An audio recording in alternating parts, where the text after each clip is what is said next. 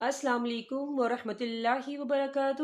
آج کا ہمارا ٹاپک سورہ المائدہ ہے، آیت نمبر 27 سے لے کر آیت نمبر 34 تک۔ آئیے سورہ المائدہ سے اپنے سبق کا آغاز کرتے ہیں۔ شروع کرتی ہوں اللہ تعالیٰ کے نام سے جو بڑا مہربان نہایت رحم والا ہے۔ ترجمہ: آدم علیہ السلام کے دونوں بیٹوں کا کھرا کھرا حال بھی انہیں سنا دو۔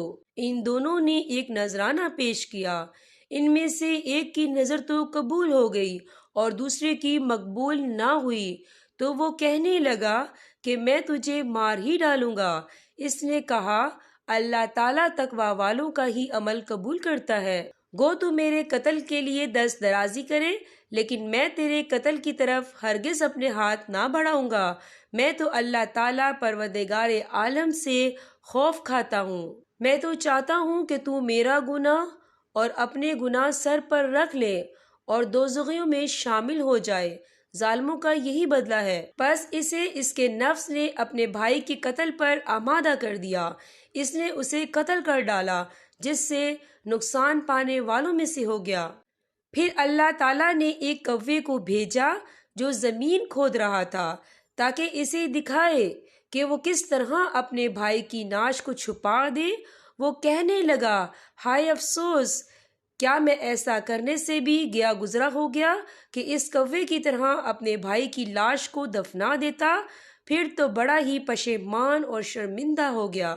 اسی وجہ سے ہم نے بنی اسرائیل پر یہ لکھ دیا کہ جو شخص کسی کو بغیر اس کے کہ وہ کسی کا قاتل ہو یا زمین میں فساد مچانے والا ہو قتل کر ڈالے، تو گویا اس نے تمام لوگوں کو قتل کر دیا، اور جو شخص کسی ایک کی جان بچا لے اس نے گویا تمام لوگوں کو زندہ کر دیا۔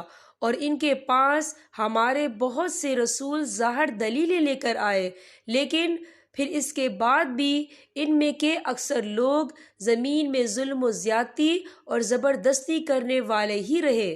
جو اللہ تعالیٰ سے اور اس کے رسول سے لڑے اور زمین میں فساد کرتے پھرے، ان کی سزا یہی ہے کہ وہ قتل کر دیے جائیں یا سولی چڑھا دیے جائیں یا مخالف جانب سے ان کے ہاتھ پاؤں کاٹ دیے جائیں یا انہیں جلا وطن کر دیا جائے۔